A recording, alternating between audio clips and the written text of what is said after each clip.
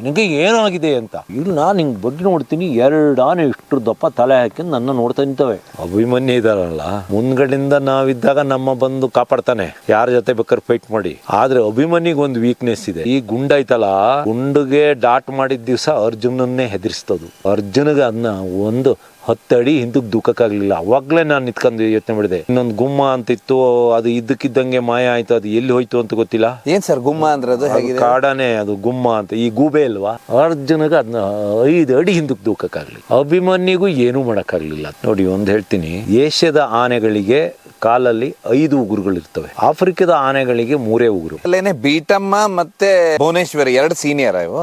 Old ಬೆಲ್ಟ್ಗೆ first belt ಅಂತ ಏನು radio collar ಅಂತ ಹಾಕಿದ್ದೆ ಓಲ್ಡ್ ಬೆಲ್ಟ್ ಹೆಣ್ಣ. ಈಗ ಸದ್ಯಕ್ಕೆ ಇವ್ರು 3 ಟೀಮ್. ಇವ್ರ ಮಕ್ಕಳಿಗೆ ಮಕ್ಕಳು ಎಲ್ಲ ಇದ್ದವನ್ನೆಲ್ಲ ಹಿಡಿದ್ರಲ್ಲ.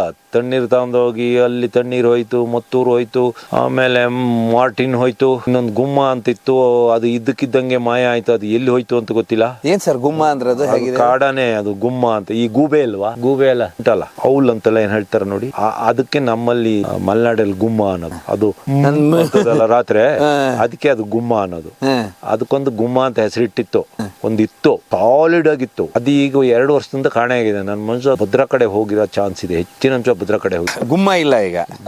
ಆಮೇಲೆ ಮೌಂಟೇನ್ ಇತ್ತು, ಅದನ್ನ ಅರೆಸ್ಟ್ ಆಗಿ ಜೈಲಲ್ಲಿ ಉಂಟು. ದುಬಾರಲ್ಲಿದೆ. ಇನ್ನೊಂದು ಗುಂಡ ಇತ್ತು, ಗುಂಡನ್ ತಮಿಳ್ನಾಡು ಬಾರ್ಡರ್ಗೆ ಬಿಟ್ರು. ನಮಗೂ ಒಂದು ಸುದ್ದಿ ಬಂದ ಪ್ರಕಾರ ತಮಿಳ್ನಾಡು ಗಡಿ ಒಳಗೆ ಹೋದಾಗ ಈ ಆನೆನ ಮೈ ಕಟ್ ನೋಡಿ ಭಯಂಕರ ಇತ್ತು. ಈ ಗುಂಡ ಐತಲ್ಲ, ಗುಂಡಿಗೆ ಡಾಟ್ ಮಾಡಿದ ದಿವಸ ಅರ್ಜುನನ್ನೇ ಹೆದರ್ಸ್ತದು. ಅರ್ಜುನ್ಗೆ ಅದನ್ನ ಒಂದು 10 ಅಡಿ ಹಿಂದಕ್ಕೆ ದೂಕಕ್ಕಾಗ್ಲಿಲ್ಲ. ಅವಾಗ್ಲೇ ನಾನು ನಿಂತ್ಕೊಂಡು ಯೋಚನೆ ಮಾಡಿದೆ. ಎಸ್ಟೇಟಲ್ಲಿ ಬೆಳಿಗ್ಗೆನೆ ಹೋಗಿ ಮೌಂಟೇನಿಗೆ ಹೊಡೆದ್ರು ಯಾರು, ವೆಂಕಟೇಶಣ್ಣ.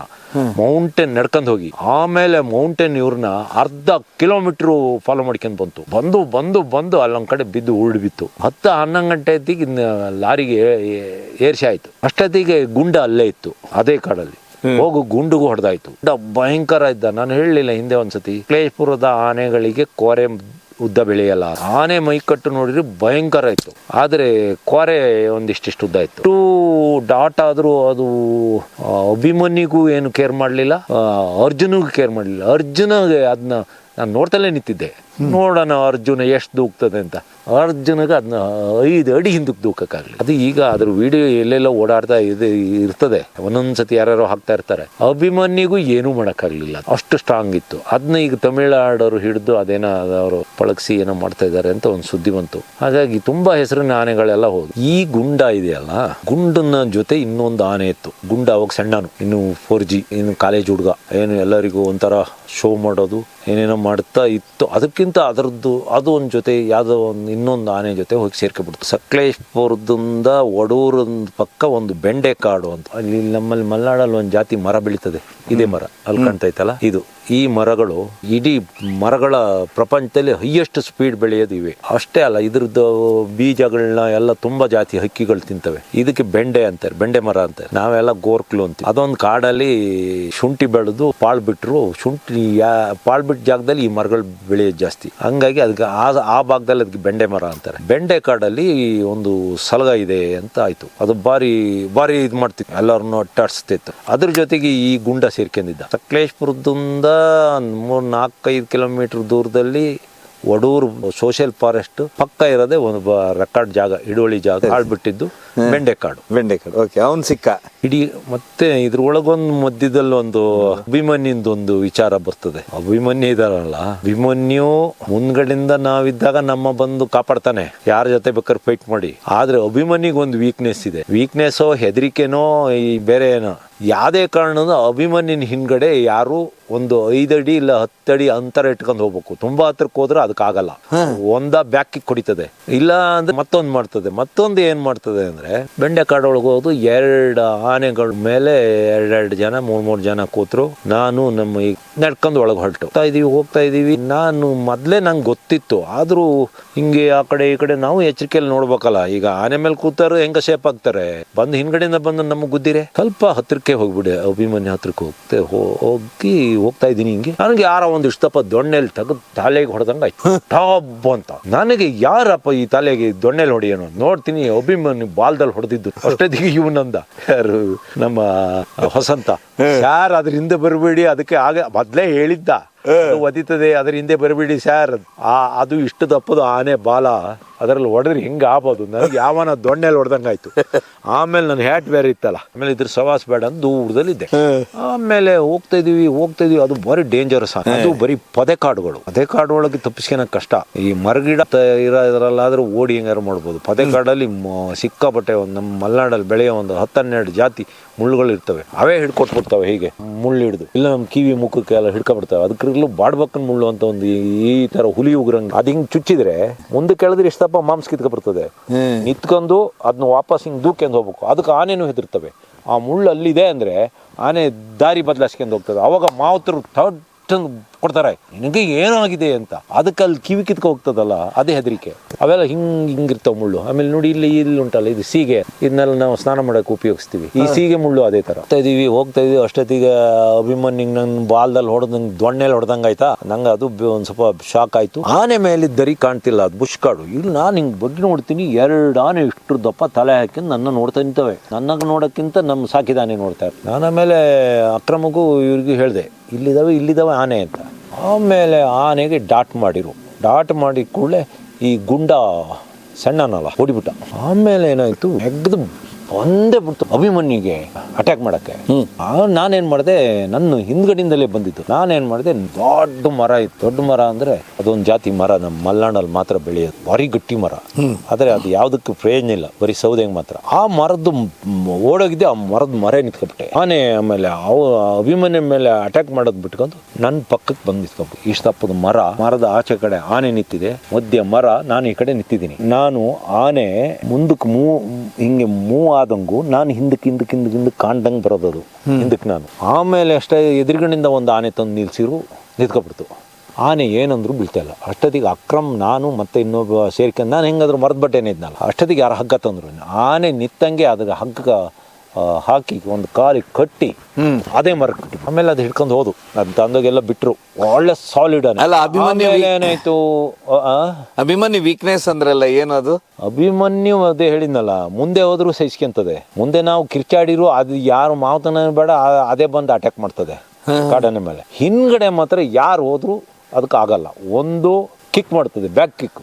ಆನೆಗಳು ಬ್ಯಾಕ್ ಕಿಕ್ ಭಯಂಕರ ಮಾಡ್ತವೆ. ಅದೇನಾರು ಹೊಟ್ಟೆಗೆ ಬಿದ್ದರೆ, ಇಲ್ಲಿ ಕಾಲಿಗೆ ಬಿದ್ದರೆ ಕಾಲು 2 ಮುರಿದೇ ಹೋಗ್ತವೆ. ಆಮೇಲೆ ಮತ್ತೇನಾಯ್ತು, ಅಭಿಮನ್ಯು ಬಾಲ ಒಂದು ಸ್ವಲ್ಪ ಅರ್ಜುನ ಬಾಲಂಕಿಂತ ಉದ್ದ ಸೊತ್ತೈತಲ್ಲ, ಅರ್ಜುನ ಬಾಲಂಕಿಂತ ಉದ್ದ. ಅದು ತುಂಡಾಗೋದು ಅಂದ್ರೆ ಇವು ಕಾಡಿಗೆ ಮೇಯಕ್ಕೆ ಬಿಟ್ಟಿರ್ತಾರಲ್ಲ, ಅವ ಕಾಡಾನೆಗಳು ಬಂದು ಫಸ್ಟ್ ಅಟ್ಯಾಕ್ ಮಾಡೋದೇ ಬಾಲ ಕಿತ್ಕೊಂಡು ಕಚ್ಚಿ ಬಿಸಾಕಿ ಹೋಗೋದು. ಅಭಿಮನ್ಯು ಬಾಲ ಹೋಗಿದ್ದು ಅದೇ ಥರ, ಅರ್ಜುನನ ಬಾಲ ಹೋಗಿದ್ದು ಅದೇ ಥರ, ಸತ್ತೋದ ಅರ್ಜುನ. ಈಗ ಇರೋ ಬೇರೆ ಆನೆಗಳದ್ದು ಬಾಲ ಹೋಗಿದೆಯಲ್ಲ, ಅದೆಲ್ಲ ಅದೇ ಥರ ಆಗಿರೋದು. ಅಲ್ಲಿ ಮುಂದ್ಗಡೆಯಿಂದ ಗುಂಪು ಬಂದಾಗ ಅದು ಯಾವುದೋ ಒಂದು ಆನೆ ಹತ್ರ ಇದು ಮಾಡ್ಬೇಕಾದ್ರೆ, ಇಲ್ಲಿ ಬೇರೆ ಇನ್ನೊಂದು ಆನೆ ಬಂದಿದೆ, ಇದ್ರ ಬಾಲನ ಸೊಂಡಲ್ಲಿ ತಕ್ಕಂದು ಒಂದೇ ಕತ್ತರಿಸಿ ಎಸಿತವೆ. ಅದು ಹಂಗೆ ಆಗಿದ್ದು. ಆದರೆ ಅಭಿಮನ್ಯು ಬಾಲ ಉದ್ದ, ಅದು ಇಷ್ಟು ದಪ್ಪ ಬಾಲ, ಅದು ಆನೆ. ಅದು ನನ್ನ ತಲೆಗೆ ಬಾಲ್ದಲ್ಲಿ ಹೊಡೆದ್ರೆ ಏನ್ ಆಗ್ಬೋದು, ದೊಡ್ಡಂತ ಬಿತ್ತು ಒಂದು ದೊಣ್ಣೆಲ್ಲಿ ಹೊಡೆದಂಗೆ. ನಾನು ಅರೆ ಇಲ್ಲಿ ಅವನು ನನ್ನ ತಲೆಗೆ ದೊಣ್ಣೆ ಹೊಡೆಯೋದು ಅಂತ. ಆಮೇಲೆ ಅಷ್ಟೊತ್ತಿಗೆ ಇವನು ಹೇಳಾಗಿತ್ತು, ಸಾರ್ ಅದ್ರ ಹತ್ರ ಬರಬೇಡಿ ಸಾರ್, ಬಾಲ್ದಲ್ಲಿ ಹೊಡಿತದೆ ಅಂತ. ಆಗ ಅದು ಈಗಲೂ ನಂಗೆ ಚೆನ್ನಾಗಿ ನೆನಪಿದೆ. ಅದು ನಾನು ಹ್ಯಾಟ್ ಹಾಕಿದ್ದಕ್ಕೆ ಅದೊಂದು ಸ್ವಲ್ಪ ಈ ಥರ ಹ್ಯಾಟ್ ಅಲ್ಲ, ಸ್ವಲ್ಪ ಸ್ಟ್ರಾಂಗ್ ಹ್ಯಾಟ್ ಇತ್ತು, ಫೈಬರ್ ಇರ್ತಾರದು, ಟಾಪ್ ಬಂತು, ಅದೊಂದಿದೆ. ಆ ಥರ ಮಾಡುತ್ತೆ. ನೀವು ಹಿಡ್ಕೊಂಡು ಹೋಗೇ ಬಿಟ್ರೆ ದೈತ್ಯ ನನ್ನ ಅದನ್ನ ತಗೊಂಡೋಗಿ ಆಯಿತು. ಅಷ್ಟೊತ್ತಿಗೆ ಏನಾಯಿತು, ಗುಂಡ ಅದು ಇಲ್ದಲ್ಲೇ ಇದ್ದಿದ್ದಕ್ಕೆ ಭಾರಿ ಬೇಜಾರಾಗಿ ಮೋಟರ್ ಬೈಕ್ಗಳನ್ನ ಎಲ್ಲ ಅಟ್ಟಾಡ್ಸಕ್ಕೆ ಶುರು ಮಾಡ್ತು. ಈ ಸಕಲೇಶ್ಪುರ ಸುತ್ತಮುತ್ತ ಏನ್ ಮಾಡೋದು, ಮೋಟರ್ ಬೈಕಿಗೆ ರೋಡಲ್ಲಿ ಬಂದ್ರೆ ಬೈಕಿಗೆ ಅಡ್ಡ ಬರೋದು, ಶೋ ಮಾಡೋದು, ಅದೆಲ್ಲ ಮಾಡ್ತಿತ್ತು. ಆದ್ರೆ ಮನುಷ್ಯರನ್ನ ಯಾರನ್ನೂ ಸಾಯಿಸ್ಲಿಲ್ಲ.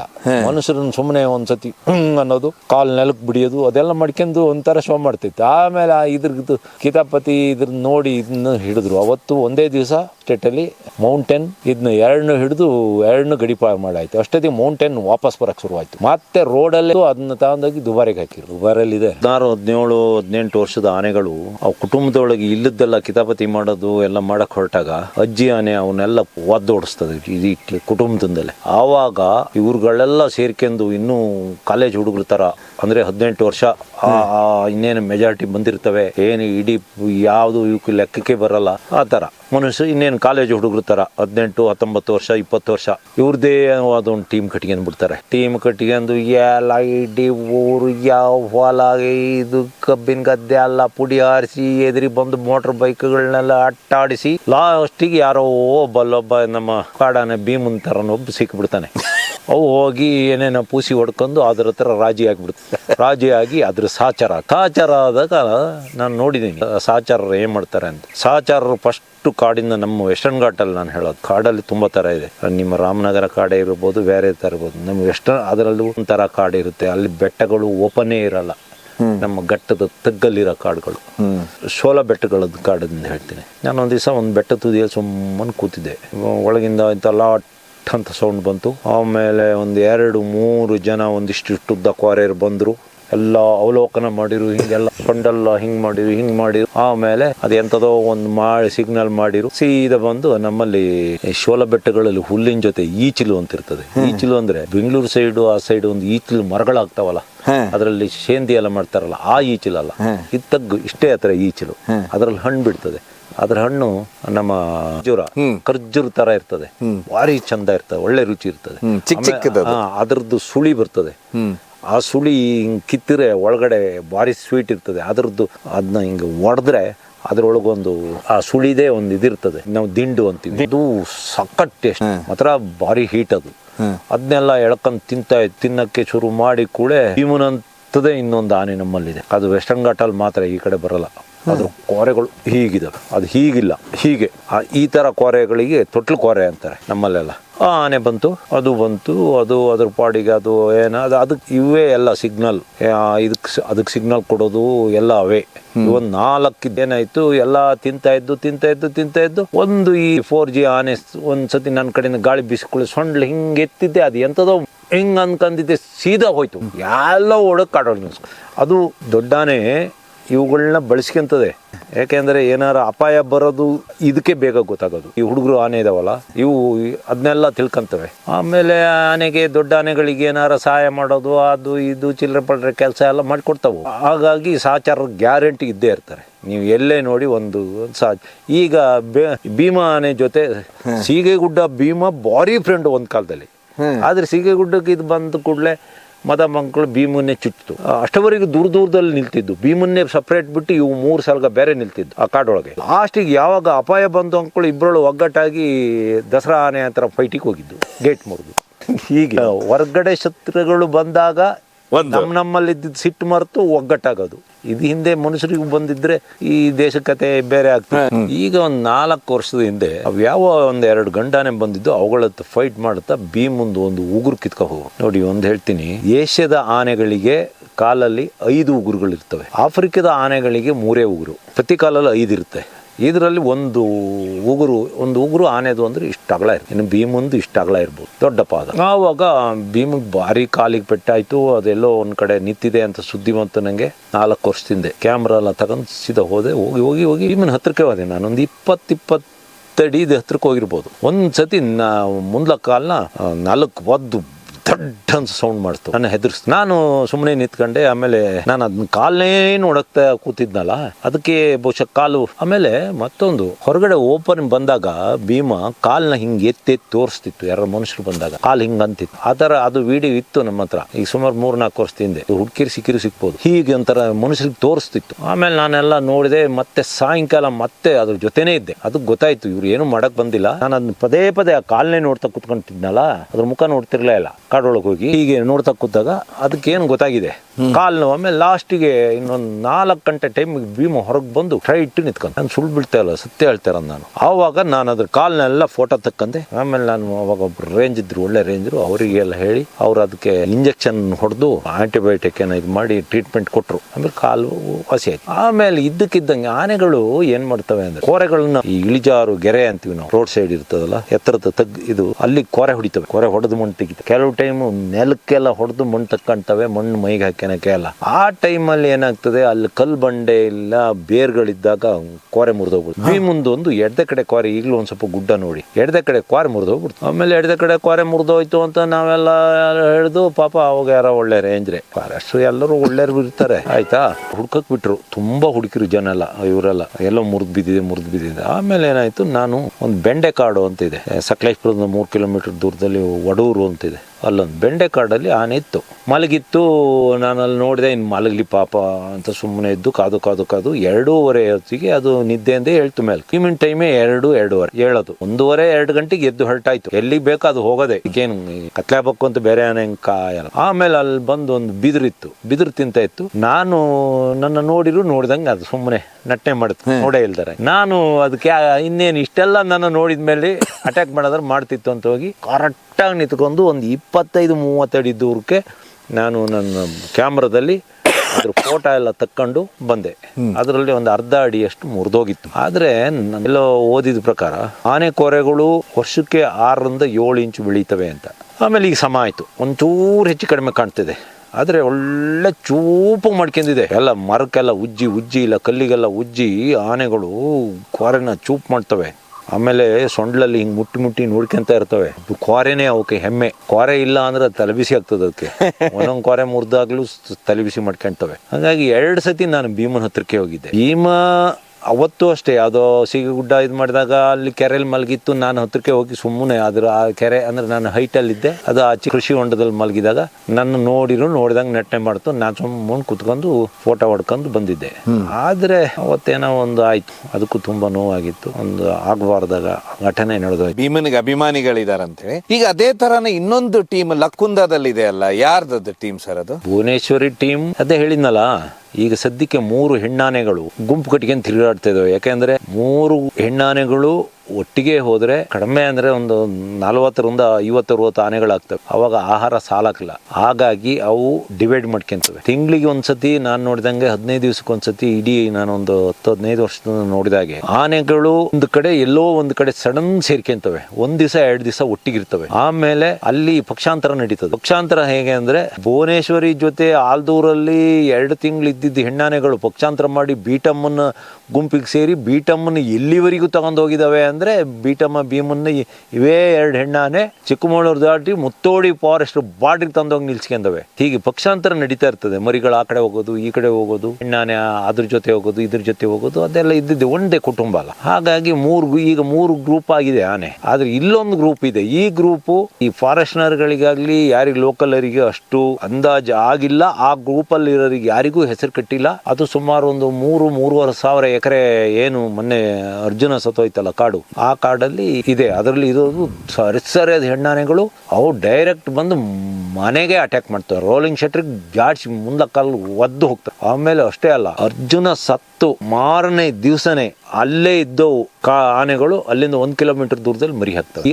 ಆ ಕಾಡ್ ನಾವು ಬಿಟ್ಟು ಬರ್ತಾಲೇ ಇಲ್ಲ. ಅಲ್ಲೊಂದು 15ಕ್ಕಿಂತ ಹೆಚ್ಚು ಹೆಣ್ಣಾನೆ ಇದಾವೆ. ಅವಕ್ಕೆ ಯಾವ ಹೆಸರು ಇಲ್ಲ. ಹಂಗಾಗಿ ಅರ್ಜುನನ್ನ ಸಾಯಿಸಿದ ಗಂಡಾನೆ ಐತಲ್ಲ, ಅದೊಂದು ಉಂಟು ಅಂತ ಯಾರಿಗೂ ಗೊತ್ತಿಲ್ಲ. ಅದು ಬಿಕ್ಕೋಡ್ ಕ್ಯಾಂಪ್ ಇರ್ಬೇಕಾದ್ರೆ ಹೇಮಾವತಿ ನದಿ ಸೈಡ್ ಒಂದು ರುದ್ರಭೂಮಿ ಕಾಡಿದೆ, ಅದರಲ್ಲಿತ್ತು. ಈಗ ಅಲ್ಲಿಂದ ಹೇಮಾವತಿ ನದಿ ಸೈಡೇ ಹೋಗ್ತಾ ಇತ್ತು. ಅದು ಎಲ್ಲಿದೆ ಅಂತ ಗೊತ್ತಿಲ್ಲ. ಎಲ್ಲಿದೆ ಅಂತ ಬೇಕಾದ್ರೆ ನನಗೆ ಗೊತ್ತಾಗ್ತದೆ. ಯಾಕಂದ್ರೆ ನಂಗೆ ಇಡೀ ಏನು ಹಳ್ಳಿಯರಿದಾರಲ್ಲ ಅವರು ಹೇಳ್ತಾರೆ.